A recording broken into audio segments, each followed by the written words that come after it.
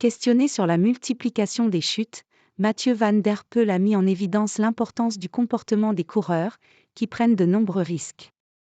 Et le champion du monde ne refuse pas d'admettre cette observation. La chute sur le Tour du Pays Basque a marqué la semaine cycliste avec des cadors tels que Primož Roglič, Remco Evenepoel et Jonas Vingegaard devenus à terre. Les deux derniers sont fortement affectés, le Danois voit même sa préparation pour le Tour de France être fortement perturbée, et le bilan médical inclut également des cas encore plus graves, tels que celui de Gevain, hospitalisé en soins intensifs avec 3 vertèbres perforées. Ce carnage fait froid dans le dos, et à l'orée d'une des courses les plus dangereuses de la saison, Paris-Roubaix, Mathieu Van Der Poel ne pouvait pas évoquer le sujet vendredi en conférence de presse. Et pour le Néerlandais, le sujet est complexe. On peut faire beaucoup pour améliorer les choses, mais les courses ne seront jamais sans danger, ce qui est dommage, a regretté MVDP.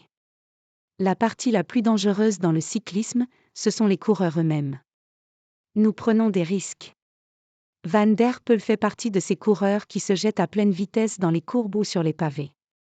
Sans doute aidé par son habileté de cyclocrossement, il chute assez peu, mais le champion du monde ne s'exclut pas du problème. Moi aussi je prends des risques, parce que je veux me joindre à la fête, avoue-t-il. Si vous voulez gagner, vous devez être devant. C'est ça le problème. Tout le monde veut être devant en même temps, et ce n'est pas possible. L'appartient charge aussi les coureurs. En ce sens, Van Der Poel rejoint le président de l'UCI, David Lappartient, qui estime que ces chutes sont multifactorielles. S'il reconnaît que le matériel est évidemment un sujet, car il contribue à augmenter la vitesse moyenne des courses, le Breton pointe lui aussi le comportement des coureurs. 50% des chutes sont dues à leur attitude, regrette ainsi auprès de l'AFP le président de l'UCI, qui envisage de créer, dès cette année, un principe de carton jaune et carton rouge comme au foot pour que les attitudes dangereuses soient mieux sanctionnées.